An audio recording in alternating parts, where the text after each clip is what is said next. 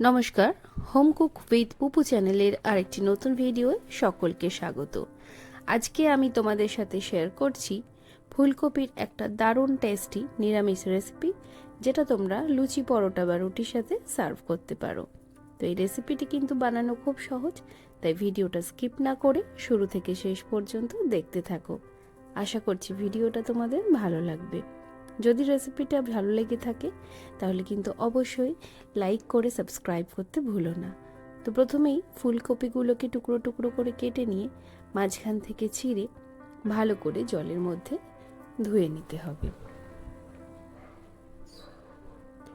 এইবার ফুলকপির টুকরোগুলো ভালো করে ধুয়ে নিয়ে তারপরে জল ঝরিয়ে রাখতে হবে। এখানে একটা মিক্সিং বোলের মধ্যে আমি দিয়ে দিলাম 3 থেকে 4 টেবিল চামচ টক দই, তার মধ্যে সামান্য একটু নুন, 1 চামচ লঙ্কার গুঁড়ো, 1 চামচ জিরে গুঁড়ো। এবার এগুলো ভালো করে আগে মিশিয়ে নিতে হবে।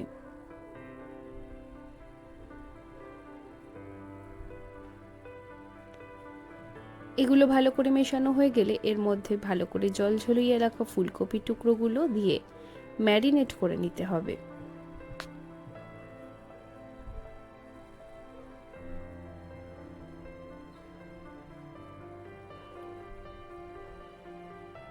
এইবার এই ম্যারিনেট করা ফুলকপি 10 থেকে 15 মিনিট রেখে দেব।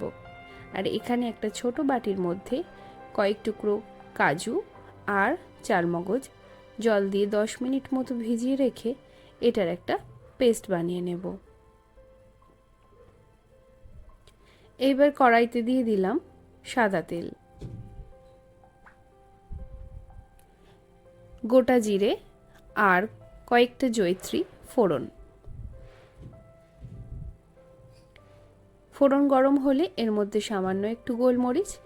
এইবার এর মধ্যে দিয়ে দেব ম্যারিনেট করে রাখা ফুলকপিগুলো। একে একে এর মধ্যে সবকটা ফুলকপির টুকরো দিয়ে দিলাম। এইবার খুন্তি দিয়ে ভালো করে 2 থেকে 3 মিনিট মিডিয়াম ফ্লেমে এগুলোকে নাড়াচাড়া করতে হবে।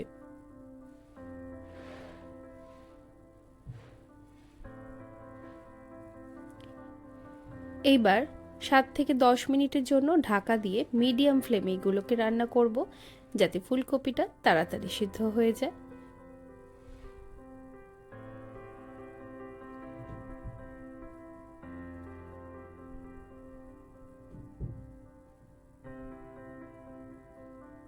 তো ফুলকপিগুলো কিন্তু অনেকটাই সিদ্ধ হয়ে গেছে। এইবার এর উপরে দিয়ে দিলাম কাজু ও চালমগজের পেস্ট।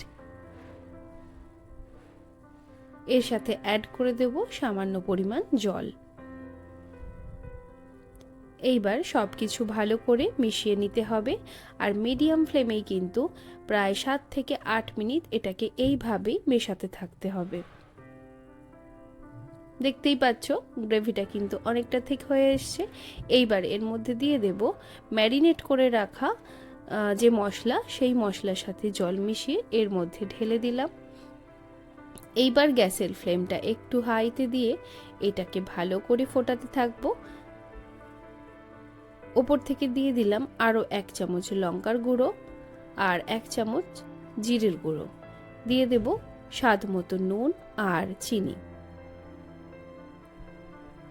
এইবার সব মশলা ভালো করে মিশিয়ে দিয়ে এটাকে ফোটাতে থাকতে হবে।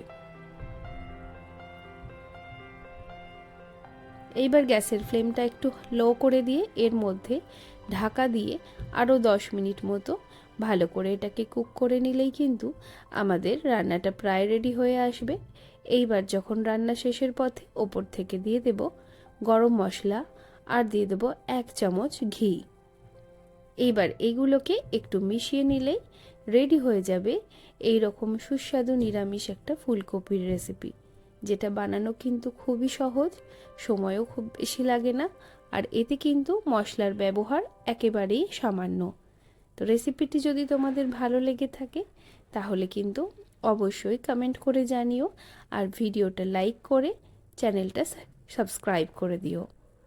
দেখতেই পাচ্ছ এখানে কিন্তু গ্রেভিটা একদম ঠিক হয়ে গেছে। আমি কিন্তু এই পর্যায়েই বন্ধ করে দেব। তোমরা চাইলে এটাকে আরেকটু ড্রাই করলে আরও কিছুক্ষণ ফুটিয়ে নেবে।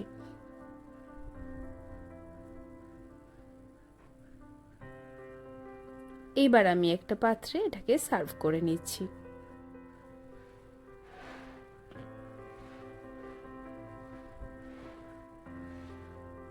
ফুলকপির অনেক রেসিপি তোমরা খেয়ে থাকলেও এই রেসিপিটা একবার ট্রাই করার রিকোয়েস্ট থাকলো।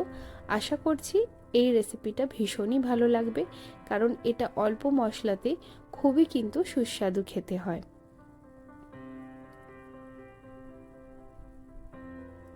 দেখা হচ্ছে তোমাদের সাথে পরবর্তী ভিডিওয়।